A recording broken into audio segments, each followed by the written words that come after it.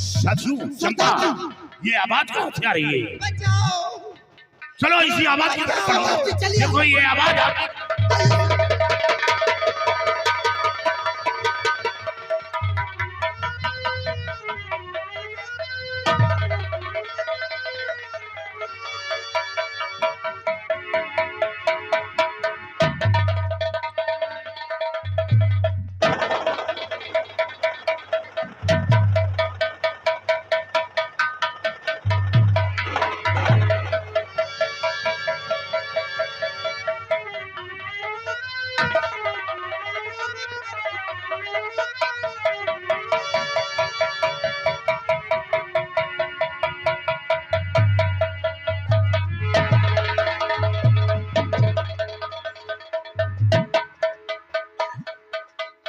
तुम साले एक लड़की के चक्कर में गिर पड़ते हो।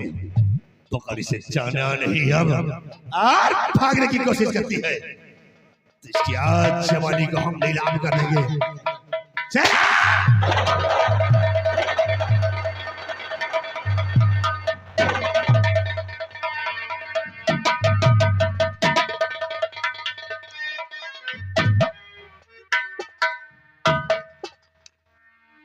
साधु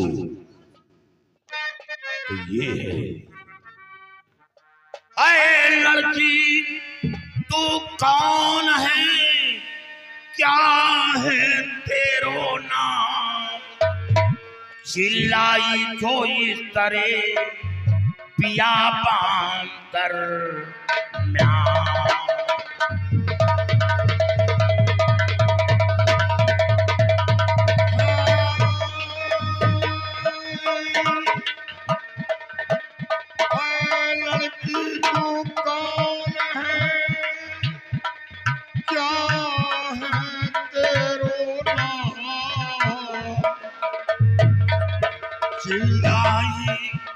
जो इधरे पिया बांतर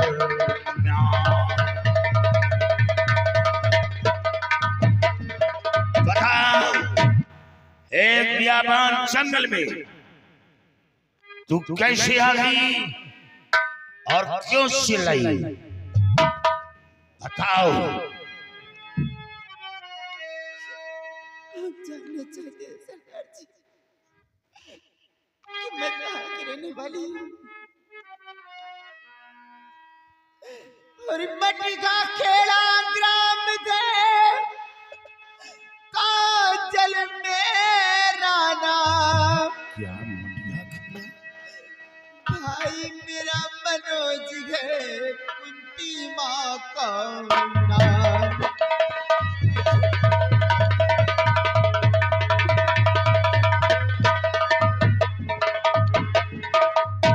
सरदार जी मैं मटिया खेड़ा की रहने वाली हूँ।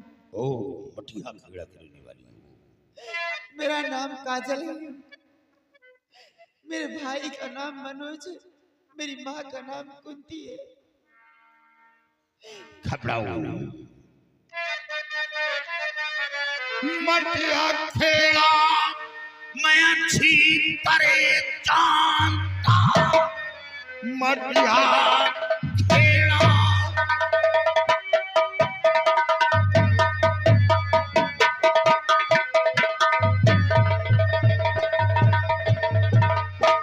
मटिया खेड़ा मैं अच्छी तरह जानता। जल्द बतलाइए, जल्द बतलाइए। राज सिंह डाकू खड़ा सामने, खौफ दिल में ना अपने जरा लाइए।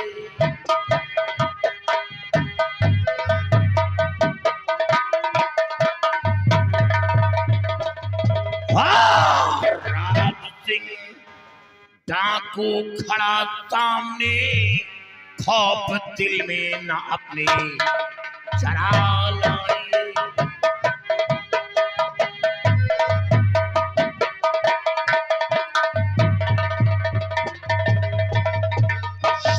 ये जानना चाहता हूं कि कि तुम यहाँ शोर क्यों मचाया?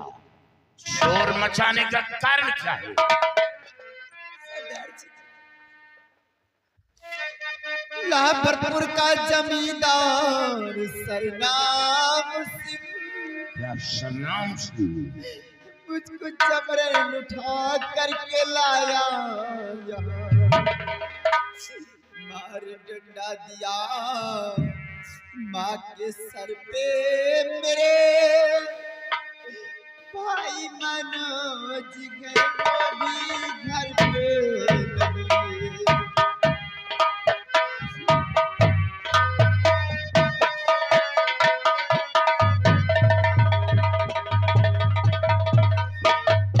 सरदार जी, मेरी माँ ने 500 रुपए कर्जे लेकर आए थे ठाकुर सतनाम सिंह की हवेली से, और उसके बाद उनका बेटा कर्ज सुनने के लिए आया सरनाम सिंह, और मेरे माँ के पास पैसे नहीं थे, तो पैसे की बदले मुझे उठाकर जबरदस्ती लेकर आया।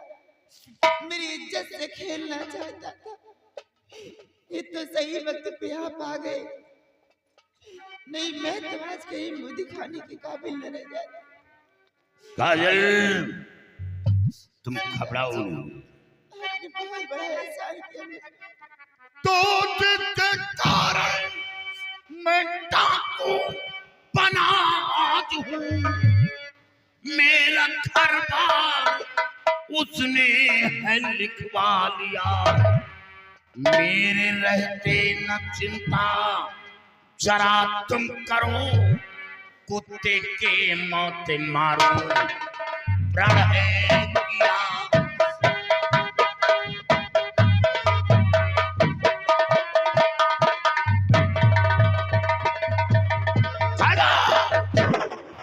तुम घबराओ नहीं। सतनाम सिंह को जानता हूं और सरनाम सिंह को जानता हूं, और जिस हवेली पर बैठकर ऐसो आराम कर रहा है वो हवेली किसी की और नहीं, मेरी हवेली है। वो कमीना सतनाम सिंह मेरे पिता को इसी तरह वो शराब में जहर पिलाकर मारा था और कुल रियासत अपने नाम लिखवाया था। एक दिन उसी तरह मैं कुत्ते की मौत मारूंगा, सिर्फ वक्त का इंतजार है। काजल, तुम घबराओ नहीं, अब तुम्हें कुछ नहीं होगा। तुम्हारे परिवार की रक्षा करना ये रात का धर्म होगा। हाँ, डाकू जरूर हूं, डाकू जरूर हूं, लेकिन नारियों को सम्मान देता हूं, बहन बेटियों को इज्जत देता हूं। डाकू बना हूं गरीबों की मदद के लिए, नारियों को इज्जत लूटने के लिए नहीं बल्कि सम्मान देने के लिए। डरो नहीं, उसने तुम्हारी माँ के सर पर चोट पहुंचाया है। एक दिन मैं उसके जिस्म का कबाब बना दूंगा। ये लो और जाओ अपनी माँ का इलाज करवाओ, और अपनी माँ से कह देना कि डाकू राज सिंह मिले थे और एक दिन वो सतनाम सिंह और सरनाम सिंह को कुत्ते की मौत मारूंगा। ठीक है सरदार जी, जा रहे हैं, लेकिन मुझे डर है कहीं रास्ते में फिर न मिल जाए। डर लग रहा है? ठीक है चंपा, तो काजल के साथ जाओ,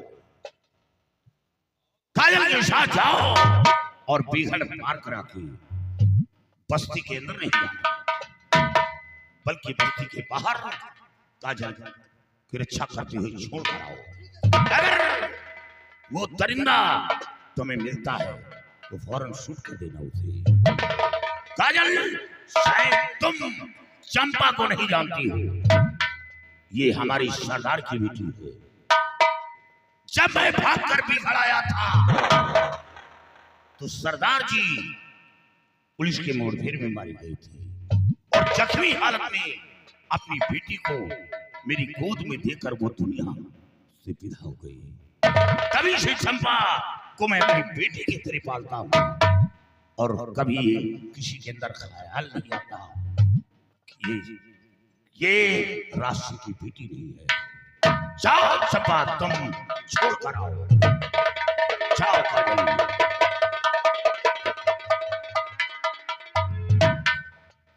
क्यों सजीवन तैयारी बनाओ और चंपा के आने का इंतजार करो। जय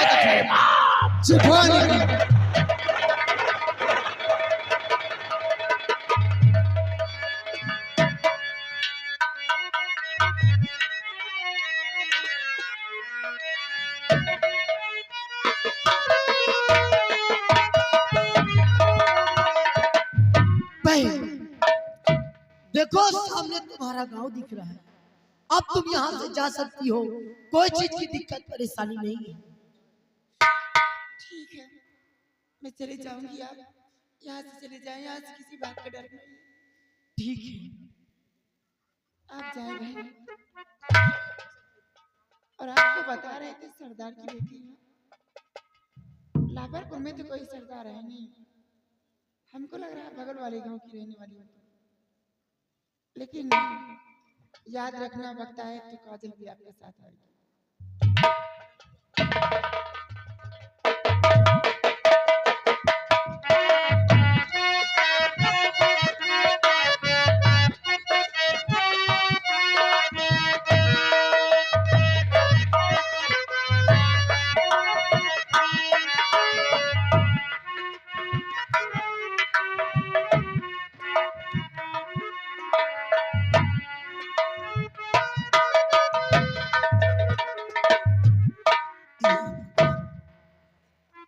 ठाकुर सरनाम सिंह का बेटा सरनाम सिंह मेरी बेटी को ले गया, लेकिन अभी तक मेरी बेटी नहीं आई। या भगवान, मेरी बेटी की रक्षा करना, मेरी बेटी को कुछ होने न पाए।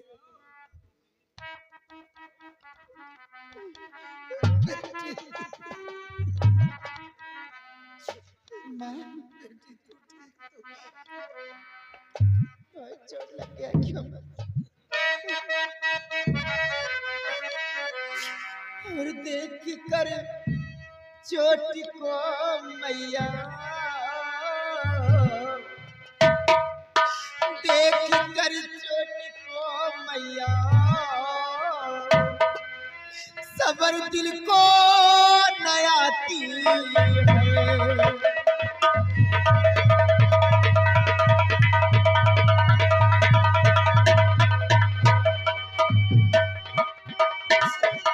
देख कर चोट को मैया, सबर दिल को नयाती है। जब लीला तेरी भगवन, जब लीला तेरी भगवन, तरस तुझको नयाती है।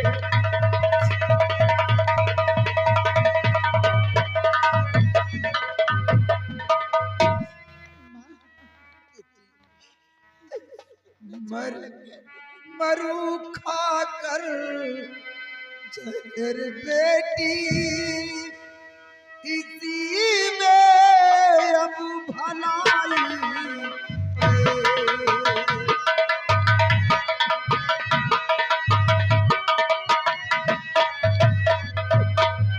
मरू खाकर जहर बेटी,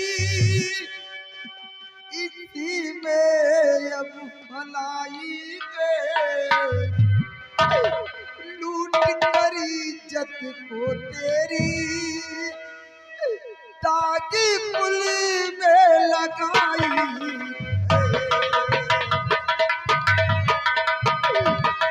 लूट कर इज्जत को तेरी, ताकि पुल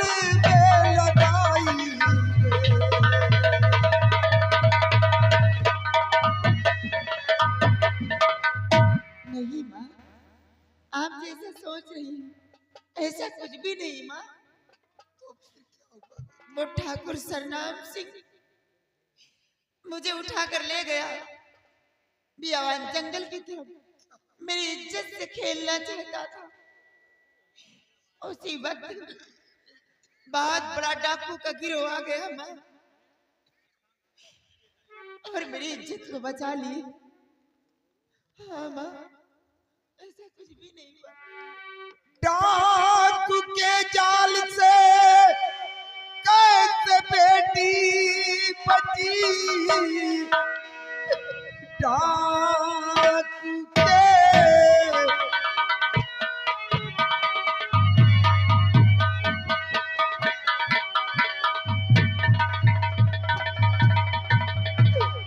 डाकू के जाल से कैसे बेटी बची, जबकि डाकू भी होते खतरनाक है। उनको धन चाहिए, जान भी चाहिए, फिर बता कैसे वो देख इंसान है।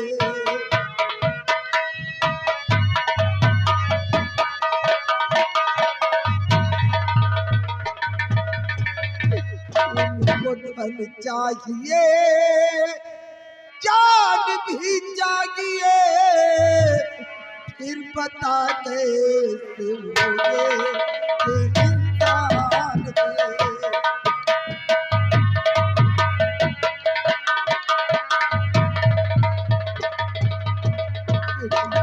तू डाकू के जाल से कैसे बची? डाकू लोग बहुत खतरनाक होते हैं, उन्हें धन भी चाहिए और जान भी चाहिए। माँ, वो डाकू नहीं, डाकू के रूप में एक देवता थी वो। माँ, एक इंसान नहीं भगवान थे, हाथ मेरे बदन पे लगाए नहीं, साथ में 1000 रुपए दिए, संग माँ के रहो तो खाना नहीं।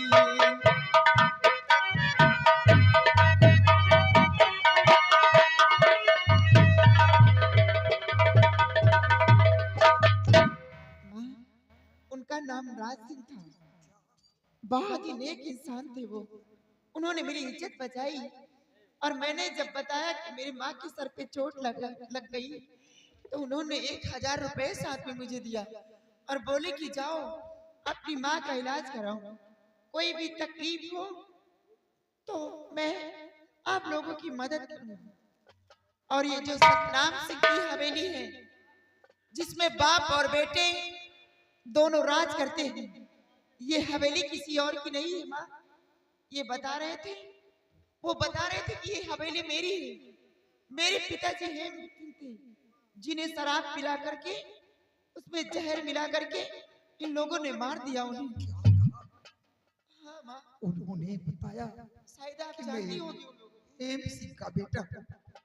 हाँ बेटा, ये बात मैं जानती हूँ, बहुत दिनों की बात हो चुकी। उस कमीने ने शराब में जहर पिलाकर बेचारे को मार दिया।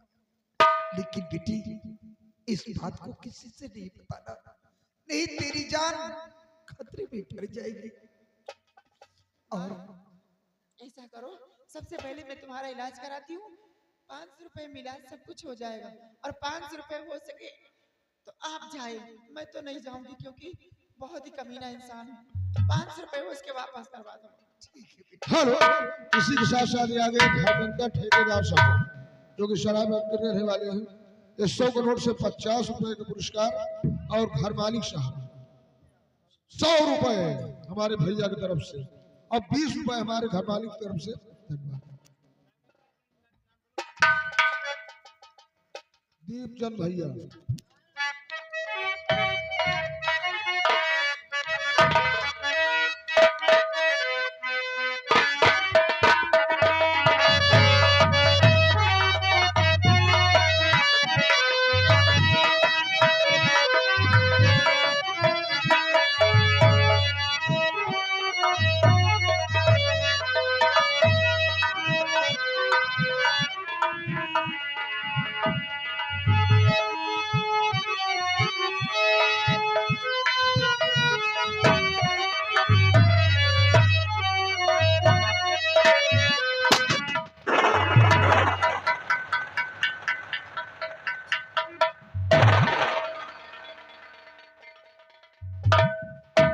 चंपा, तुम नाले ही साफ करती रहोगी कि कुछ और करोगी? क्या आज किसी का खून करने का इरादा बन गया क्या? बहुत इच्छा हो रहा है। ठीक है, घबराओ नहीं, मौका मिलेगा। ये बताओ कि इस इलाके में कौन बड़ा सेठ है? क्योंकि अब गिरोह के अंदर खाने के लिए राशन की कमी है। अगर राशन ना मिला तो सोच लो, फिर ये गिरोह भूखे मरेगा। हाँ सरदार जी। ये बताओ कि इस इलाके में कौन बड़ा सेठ है? सरदार जी, इस इलाके में सेठ तो तमाम है, लेकिन एक सेठ है जो बहुत बड़ा और काफी उसके पास धन दौलत और बहुत बड़ा गोदाम भी है उसका, लेकिन चंपा, एक नंबर का कंजूस है। कंजूस? हाँ सरदार जी। लेकिन धन दौलत की जरूरत नहीं है, सिर्फ खाने के लिए अनाज चाहिए। कंजूस है।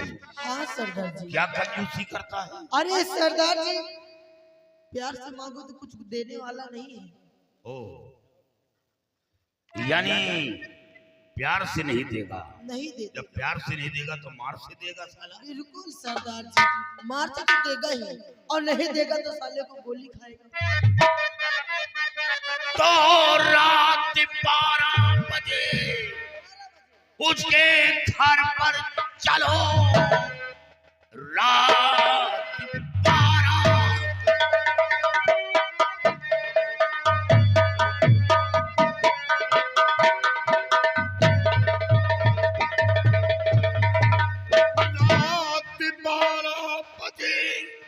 उसके घर पर चलो, देखना कोई गोली चलाना नहीं, सिर्फ खाने का राशन मुझे चाहिए, और कुछ भी है मुझको जरूरत नहीं।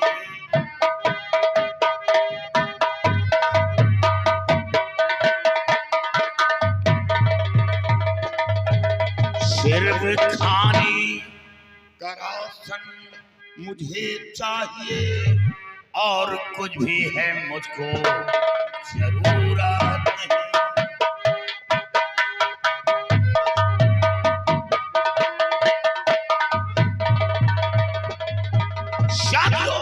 सरदार जी, आज ही रात 12 बजे उस सेठ के घर धावा बोल दो। याद रहे कि वहां कोई गोली नहीं चलाएगा, नहीं चलोगे सरदार जी। सिर्फ हमें खाने का अनाज चाहिए। क्यों नहीं सरदार जान नहीं लेना, जी? नहीं। तैयारी बनाओ, और आज हम जंगल के रास्ते से निकलेंगे, नाले के पीछे से निकलेंगे, तब बस्ती के अंदर चलेंगे। सरदार जी, चलिए आप नाले के पीछे तो हमेशा चलते हैं। चंपा, सरदार जी। तुम्हारा काम होगा क्या? कि तुम उत्तर दिशा से निकलोगे, साथियों तुम दक्षिण के रास्ते से निकलोगे, और तुम हो दो पूरब के रास्ते से। तैयारी बनाओ। जय